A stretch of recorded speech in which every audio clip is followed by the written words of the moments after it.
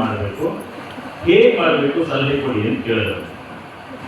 ಮಕ್ಕಳು ಬಹಳ ಖುಷಿಯಾಗಿ ಹೇಳಿದ್ರು, ಮೇಡಮ್ ಈ ಬಾರಿ ತುಂಬಾ ಅದ್ದೂರಿಯಾಗಿ ಮಾಡೋಣ ನಮ್ಮ ಕಾಲೇಜಲ್ಲಿ ಕಾರ್ಯಕ್ರಮನ, ತುಂಬಾ ಖುಷಿ ಆಗ್ತಾ ಇದೆ. ಹೇಗೆ ಅಂತ ಕೇಳಿದ್ರಂತೆ ಮಕ್ಕಳು. ಮತ್ತೊಮ್ಮೆ ಟೀಚರ್ ಅದಕ್ಕೆ ಅವ್ರು ಹೇಳಿದ್ರಂತೆ, ಮೇಡಮ್ ನಮ್ಮ ಕಾರ್ಯಕ್ರಮಕ್ಕೆ ಹಾಡೋರು ಬರಲಿ, ಡ್ಯಾನ್ಸ್ ಮಾಡೋರು ಬರಲಿ, ಮ್ಯೂಸಿಕ್ ಬಾರಿಸೋರು ಬರಲಿ, ಭಾಷಣ ಮಾಡೋರು ಮಾತ್ರ ಕರಿಬೇಡಿ ಅಂತ ಹೇಳ್ತಾರೆ.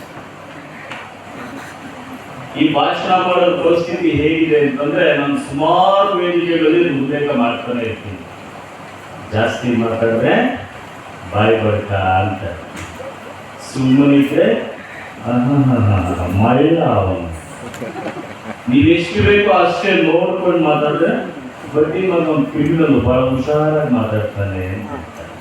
ಇನ್ನೇನಾದ್ರು ಜಾಸ್ತಿ ಹೊತ್ತೇನಾದ್ರು ಮಾತಾಡ್ಬಿಟ್ರೆ ಕುಯ್ದ ಕುಯ್ದ ಕುಯ್ದ ಮೆದುಳು ಹೊರಗಡೆ ಬಂದ್ಬಿಟ್ಟೈತಿ, ಸ್ವಲ್ಪ ಹೊತ್ತು ಹೋಗಿದೆ ಅಂತ. ಒಂದ್ ವೇಳೆ ಟೈಮ್ ಜಾಸ್ತಿ ಆಗಿದೆ ಅಂತ ಏನಾದ್ರು ಹೋಗಿ ಕುತ್ಕೊಂಡ್ಬಿಟ್ರೆ ಗೆಸ್ಟ್ ಅಂತ ಗೆಸ್ಟ್ ಮೈತ್ರಿ ಪೀಳಿಕೆ ಬರಲ್ಲ. ಭಾಷಣ ಮಾಡೋದ್ ಪರಿಸ್ಥಿತಿ ಎಷ್ಟು ಅಯೋಮಯ ಆಗಿರುತ್ತೆ ಅಂತಂದ್ರೆ ಬಹಳ ಸವಾಲಿನ ಕೆಲಸ.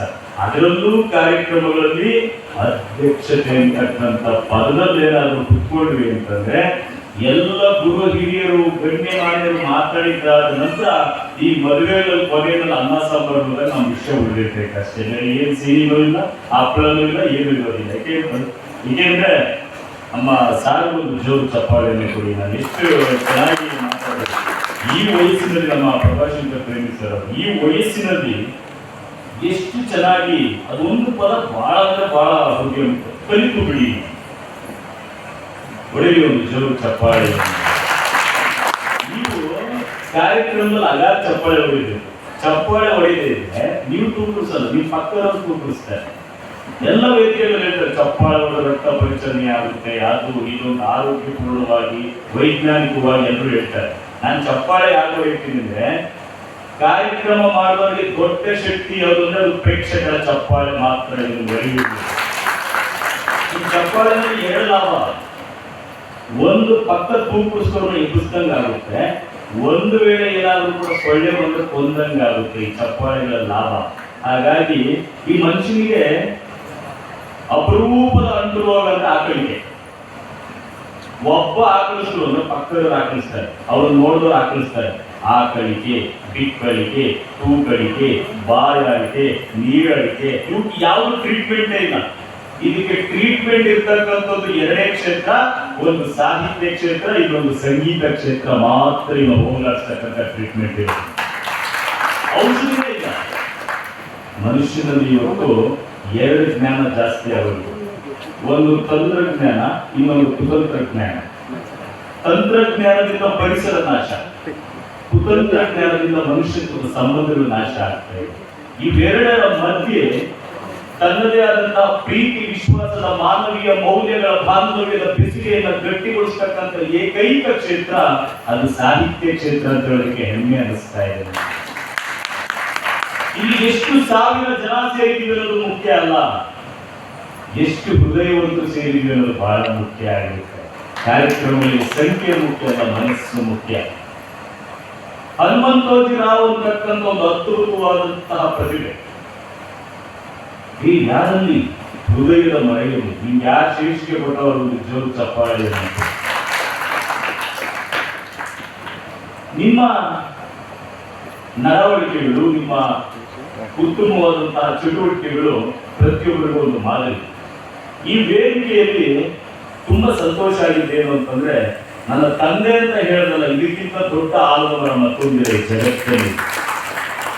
ಹೆತ್ತ ತಾಯಿ ಬಯಸ್ತಕ್ಕಂಥದ್ದು ಒಂದೇ, ಆಚಾರಕ್ಕೆ ಅರಸನಾಗು, ನೀತಿಗೆ ಪ್ರಭುವಾಗು, ಮಾತಿನಲ್ಲಿ ಚೂಡಾಮಣಿಯಾಗು, ಜ್ಯೋತಿಯೇ ಆಗು ಜಗತ್ತೆಲ್ಲ ನನಗನ್ನ ಅಂತ ಹೇಳುತ್ತೆ ಹೆತ್ತ ತಂದೆ ತಾಯಿಯ ಮನಸ್ಸು.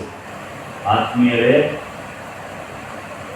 ದೊಡ್ಡ ಕಾರಲ್ಲಿ ಬಂದವನು ಕೋಟ್ಯಾಧಿಪತಿಯಲ್ಲ, ದೊಡ್ಡ ಬಂಗಲಿಯನ್ನ ಕಟ್ಟಿದವನು ಕೋಟ್ಯಾಧಿಪತಿಯಲ್ಲ, ದೊಡ್ಡ ಶಾಸಕ ಸಚಿವರ ಕೂಡಲೇ ಕೋಟ್ಯಾಧಿಪತಿಯಲ್ಲ.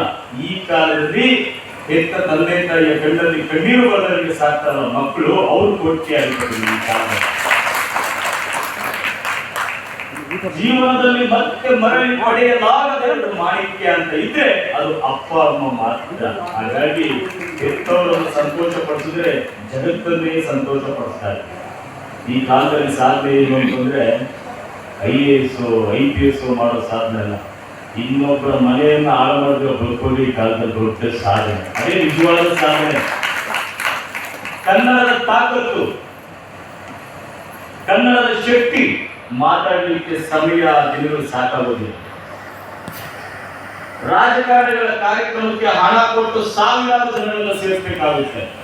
ಸಾಹಿತ್ಯದ ಕಾರ್ಯಕ್ರಮಗಳಿಗೆ ಪ್ರೀತಿಪೂರ್ವಕವಾದಂತಹ ಒಂದು ದೂರವಾಣಿ ಕರೆ ಸಾಕು. ಆ ಪ್ರೀತಿಯಿಂದ ಬಂದಿರತಕ್ಕಂಥ ಜನ ನೀವೇ ನಿಜವಾದ ಸಾಹಿತ್ಯದ ಶಕ್ತಿ ಕೇಂದ್ರಗಳು.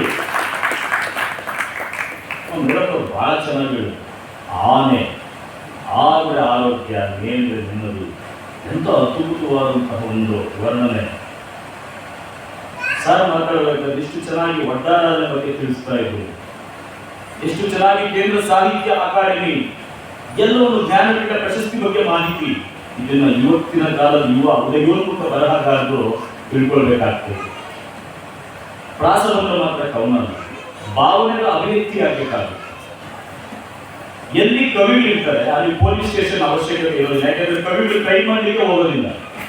ಕವಿಗಳಿರೋ ಜಾಗದಲ್ಲಿ ಶಾಂತಿ ಇರುತ್ತೆ. ಕವಿಗಳೆಂದರೆ ಭಕ್ತಿ, ಕವಿಗಳೆಂದರೆ ಶಾಂತಿ, ಕವಿಗಳೆಂದರೆ ಬಾಂಧವ್ಯ, ಕವಿಗಳೆಂದರೆ ಪ್ರೀತಿ, ಕವಿಗಳೆಂದರೆ ಕೀರ್ತಿ, ಕವಿಗಳೆಂದರೆ ನೆಮ್ಮದಿ, ಕವಿಗಳೆಂದರೆ ಯಶಸ್ಸು, ಕವಿಗಳೆಂದರೆ ಭಾವನೆಗಳ ಪ್ರತಿರೂಪ. ನಾವು ಇವೆಲ್ಲರೂ ಕೂಡ ಜಾಗೃತರಾಗಬೇಕಾಗಿದೆ. ಈ ಕಲುಷಿತ ಸಮಾಜದಲ್ಲಿ, ಈ ಭ್ರಷ್ಟ ಸಮಾಜದಲ್ಲಿ, ಈ ಹಾಳಾಗ್ತಾ ಇರತಕ್ಕಂಥ ದುಷ್ಟ ವ್ಯವಸ್ಥೆಯಲ್ಲಿ ಎಷ್ಟು ಪುಟ್ಟ ಮಕ್ಕಳಲ್ಲಿ ಗಮನಿಸಿ ನೋಡ್ತಾ ಇದ್ದೀವಿ. ಆ ಹುಡುಗ ಒಂದಿಷ್ಟು ಚೆನ್ನಾಗಿ ಡ್ಯಾನ್ಸ್ ಮಾಡೋದು, ಅದರ ಜೊತೆಯಲ್ಲಿ ಇನ್ನೊಂದು ಮಗು ಭರತನಾಟ್ಯ ಮಾಡ್ತಾವ್ರಿಗೆ ಜನ್ಮ ಕೊಟ್ಟಂತ ಅಪ್ಪ ಅಮ್ಮ ಒಂದು ಜೀವ ಚಪ್ಪಾಳೆ. ಸ್ವಾಮಿ ವಿವೇಕಾನಂದ ಒಂದು ಮಾತನ್ನ ಹೇಳ್ತಾ ಇದ್ರು, ಯುವಶಕ್ತಿ ರಾಷ್ಟ್ರಶಕ್ತಿ, ಯುವಶಕ್ತಿ ರಾಷ್ಟ್ರಶಕ್ತಿ ಅಂತ ಹೇಳಿ. ಇವತ್ತು ಆ ಮಾತು ಎಲ್ಲೋ ಒಂದು ಕಡೆ ಗಾಬರಿ ಆಗ್ತಾ ಇದೆ. ಇವತ್ತು ಯುವ ಸಮಾಜ ಯಾವ ದಿಕ್ಕಿನಡೆಗೆ ಸಾಕ್ತಾ ಇದೆ ಅಂತೇಳಿ ಗಾಬರಿ ಆಗ್ತಾ ಇದೆ. ಅದಕ್ಕೆ ಹೇಳೋದು, ಮಕ್ಕಳಿಗೆ ಉತ್ತಮ ಆಚಾರ ವಿಚಾರ, ನಯ ವಿನಯ ಸಭ್ಯತೆ ಸಂಸ್ಕೃತಿಯ ಕಲಿಸಬೇಕಾಗಿದೆ. ಸ್ಕೂಲಲ್ಲಿ ಎಷ್ಟು ಮಾರ್ಕ್ಸ್ ತಗೊಂಡು ಅನ್ನೋದು ಮುಖ್ಯ ಅಲ್ಲ, ಎಷ್ಟು ನನ್ನ ಮಗು ಒಳ್ಳೆ ಮಾತಾಡ್ತೈತೆ ಅನ್ನೋದು ಮುಖ್ಯ, ಎಷ್ಟು ಗುರು ಹಿರಿಯರು ಅಜ್ಜಿ ತಾತ ಅಂತಕ್ಕಂಥ ಮನೋಭಾವನೆಗಳು ಬೆಳೀತದೆ ಅನ್ನೋದು ಮುಖ್ಯ. ಒಬ್ಬ ಹನುಮಂತೋಜಿರಾವ್ ಒಂದು ಪುಸ್ತಕವನ್ನು ಬರೆದು ಈ ಸಮಾಜಕ್ಕೆ ಲೋಕಾರ್ಪಣೆಯನ್ನು ಮಾಡ್ತಾರೆ. ಈ ನಾಡಿನ ಸಾಹಿತ್ಯ ಕ್ಷೇತ್ರಕ್ಕೆ ಒಂದು ಕೊಡುಗೆಯಾಗಿ ಕೊಡ್ತಾ ಇದ್ದಾರೆ ಅಂತಂದ್ರೆ ಅದು ಸುಲಭದ ವಿಚಾರವಲ್ಲ. ಅವರು ಬಹಳ ಚೆನ್ನಾಗಿ ಅವರ ನೆನಪುಗಳನ್ನು ಹೇಳ್ತಾ ಇದ್ದಾರೆ.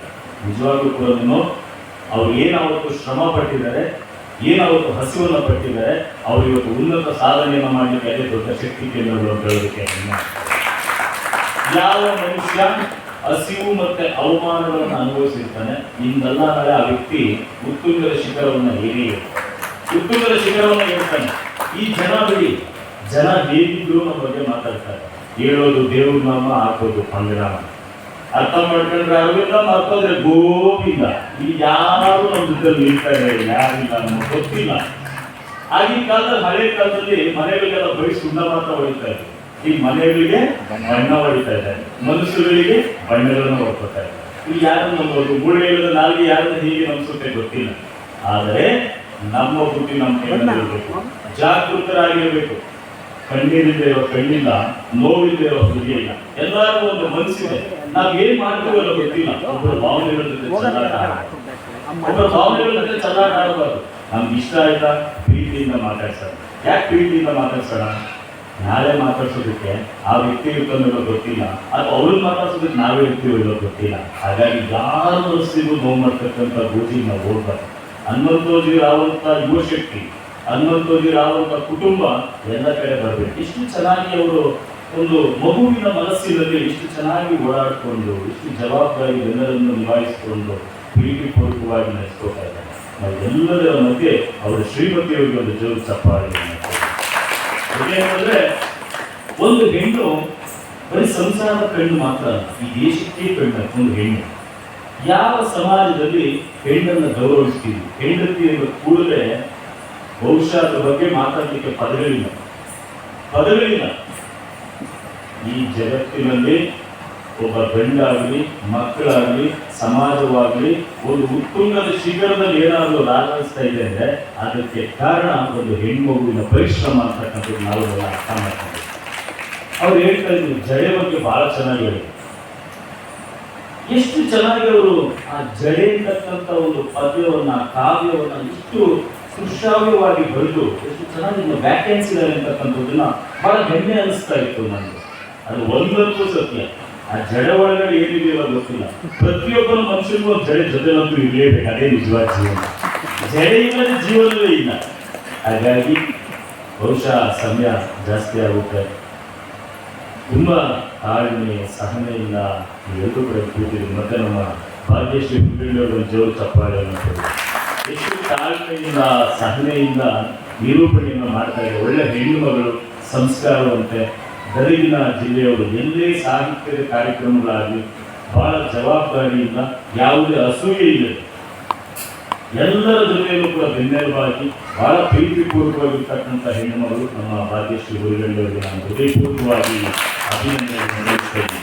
ನಾವು ಏನೂ ಮಾಡಬೇಕಾಗಿಲ್ಲ. ಯಾವ ಒಳ್ಳೆ ಕೆಲಸ ಮಾಡ್ತಾರ ಬೆಂಕಟ್ಟು ದುರಂತ ಏನಂದ್ರೆ ಈ ಕಾಲದಲ್ಲಿ ಬೆಂಕಟ್ಟು ಬೆಂಗಳೂರನ್ನು ಹೋಗ್ಬಿಡ್ತಾರೆ. ಬಹಳ ಹುಷಾರಾಗಿರ್ಬೇಕು, ಬಹಳ ಕಷ್ಟ.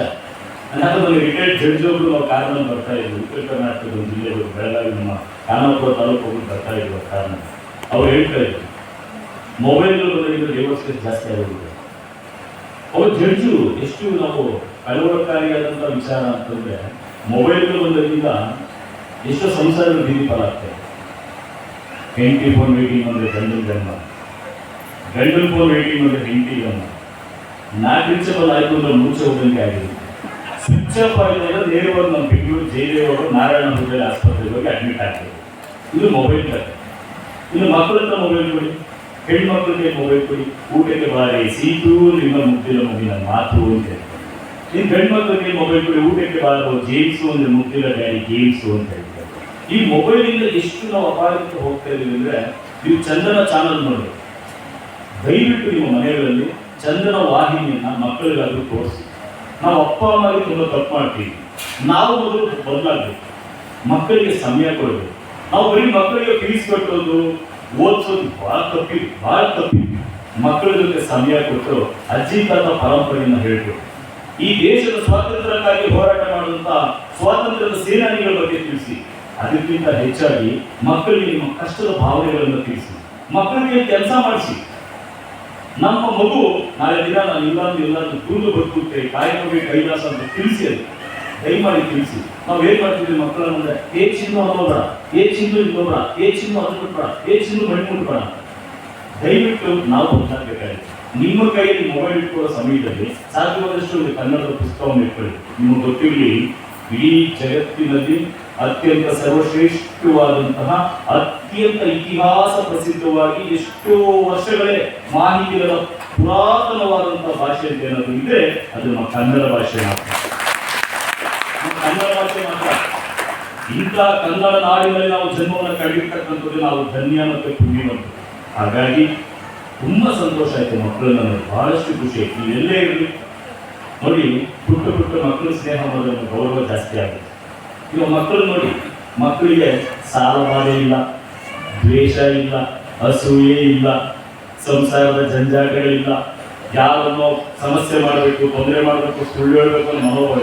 ನೀವು ಮಕ್ಕಳು ಪ್ರೀತಿಯಿಂದ ಮಾತಾಡಿಸಿ, ಆ ಮಗು ನಿಮ್ಗೆ ದೊಡ್ಡ ಬಿಲ್ ಕೊಡುತ್ತೆ. ಏನು ಬಿಲ್ ಅಂದ್ರೆ ಆ ಅಂಕಲ್ ತುಂಬಾ ಒಳ್ಳೆಯದು, ಇದಕ್ಕಿಂತ ಪ್ರಶಸ್ತಿ ನಿಮ್ಗೆ ಬೇಕಾಗಿಲ್ಲ. ನಿಮ್ಗೆ ಅದೇ ನಿಮ್ಮ ವಯಸ್ಸಲ್ಲಿರ್ತಕ್ಕಂಥ ಸರಿ ಸಮಾನವಾಗಿರ್ತಕ್ಕಂಥ ಫ್ರೆಂಡ್ಸ್ ನೀವು ಮಾತಾಡಿಸಿ, ನೀವು ಯಾಕೋ ತುಂಬಾ ಮಾತಾಡ್ತಾ ಹನುಮಾನದಲ್ಲಿ ಒಂದು ಒಳ್ಳೆಯದಿರತ್ತ ಅಂತ. ಆದರೆ ಮಕ್ಕಳೆಲ್ಲ ಭಾವನೆ ಇದೆ. ಹಾಗಾಗಿ ನಾವು ಜೀವನದಲ್ಲಿ ಮುಂದೆ ಬರಬೇಕು ಅಂದ್ರೆ ಇಬ್ಬರು ಸ್ನೇಹ ತುಂಬಾ ಚೆನ್ನಾಗಿ ಮಾಡಬೇಕು. ಒಂದು ನಮಗಿಂತ ತುಂಬಾ ಚಿಕ್ಕವರ ಸ್ನೇಹ ಚೆನ್ನಾಗಿ ಇಟ್ಕೋಬೇಕು, ಇನ್ನೊಂದು ನಮಗಿಂತ ಹಿರಿಯ ಸ್ನೇಹ ಚೆನ್ನಾಗಿ ಇಟ್ಕೊಂಡ್ರೆ ನಮ್ಮ ಬದುಕು ಪಾವನ ಆಗುತ್ತೆ ಅಂತಕ್ಕಂಥದ್ದು ನನ್ನ ಅನುಭವ. ಹಾಗಾಗಿ ಹನುಮಂತರಾವ್ ಸರ್, ನಿಮಗೆ ಹೃದಯಪೂರ್ವಕವಾಗಿ ಅಭಿನಂದನೆಗಳನ್ನು ತಿಳಿಸ್ತೇವೆ. ನಾವು ಕೂಡ ನಮ್ಮ ಜನಸೇವೆ ತಂಡದಿಂದ ಒಂದು ಸನ್ಮಾನ ಮಾಡಲಿಕ್ಕೆ ಬಂದಿದ್ದೀವಿ. ಒಂದು ಸನ್ಮಾನ ಮಾಡಬೇಕು ಅಂತ ಹೇಳಿ ಅಂತ. ಯಾಕೆಂದ್ರೆ ಇವ್ರು ಸನ್ಮಾನ ಮಾಡಿಸ್ಕೊಳ್ಳೋಕ್ಕೂ ಭಯ ಆಗುತ್ತೆ. ಕಳ್ಳಕಾರರಿಗೂ ಶಾಲುಹಾರ, ಹೋಲಿ ಪುಂಡ್ರಿಗೂ ಶಾಲುಹಾರ, ರೌಡಿಗಳಿಗೂ ಶಾಲುಹಾರ, ಈ ಶಾಲುಹಾರ ಹಾಕ್ಸ್ಕೋಬೇಕಂದ್ರೆ ಭಯ ಆಗುತ್ತೆ. ಅಂದ್ರೆ ನಾವು ಹೇಳೋರು ನಮ್ಮ ಶಾಲಾ ಪದವಿಯನ್ನು ಪೇಟೊಂಡಾಗಿರ್ತಾರೆ. ಹಾಗಾಗಿ ಈಗ ನಾನೇನಾದ್ರು ಈಗ ಲಾಸ್ಟ್ ಟೈಮ್ ನಮ್ಮ ಮಧು ಬಂಗಾರಪ್ಪ ಅವರು ವಿಶ್ವನಾಥ್ ಹೋಗಿದ್ದಾಗ ಶಿಕ್ಷಣ ಸಚಿವರಾದಾಗ ಅವ್ರಿಗೆ ಹೇಳಿದೆ ನಾನು, ಸರ್ ದಯವಿಟ್ಟು ಏನಾದ್ರು ಹೊಸ ಕಾನೂನು ತಂದ್ರೆ ಈ ಶಾಲಾ ಹಾಕ್ಸ್ಕೊಳ್ಳೋದಕ್ಕೆ ಒಂದು ಮಾನದಂಡ ಇರಬೇಕು. ಯಾವುದೇ ಕೇಸ್ ಇರಬಾರ್ದು, ಒಳ್ಳೆ ವ್ಯಕ್ತಿಯಾಗಿರ್ಬೇಕು, ಅಂತ ಸನ್ಮಾನ ಆಗ್ಬೇಕು. ಹಾಗಾಗಿ ಹನುಮಂತೋಜಿ ರಾವತ್ ಅವರಿಗೆ ಸನ್ಮಾನಗಳಾಗಬೇಕು. ನಮ್ಮ ನಿಮ್ಮೆಲ್ಲರ ಬದುಕನ್ನ ತೀರ್ತಕ್ಕಂಥ ಶಿಕ್ಷಕರಿಗೆ ಸನ್ಮಾನಗಳಾಗಬೇಕು. ಅನ್ನ ಕೊಡುವಂತ ರೈತರಿಗೆ ಸನ್ಮಾನ ಆಗಬೇಕು. ಹಾಗಾಗಿ ನಾವೆಲ್ಲರೂ ಒಂದು ಬದಲಾವಣೆಯ ದಿಕ್ಕಿನತ್ತ ಹೋಗೋಣ, ಒಂದು ಬದಲಾವಣೆ ಕಡೆ ಹೋಗೋಣ, ಜಾಗೃತರಾಗೋಣ. ನಾವು ಈ ಪ್ರಪಂಚ ಬದಲಾಯಿಸೋ ಶಕ್ತಿ ಇದೆಯೋ ಗೊತ್ತಿಲ್ಲ, ಮೊದಲು ನಮ್ಮನ್ನು ನಾವು ಬದಲಾಯಿಸ್ಕೊಳ್ಳೋಣ. ನಾವು ಊರೆಲ್ಲ ನಾವು ಇಷ್ಟ ಆಗೋದು ನಮ್ಮ ಹೆತ್ತೋರನ್ನ ಒಳ್ಳೆ ಮಗ ಆಗೋಣ, ಹೆಂಡತಿ ಒಳ್ಳೆ ಗಂಡ ಆಗೋಣ, ನಮ್ಮ ಮಕ್ಕಳು ಒಳ್ಳೆ ಅಪ್ಪ ಆಗೋಣ.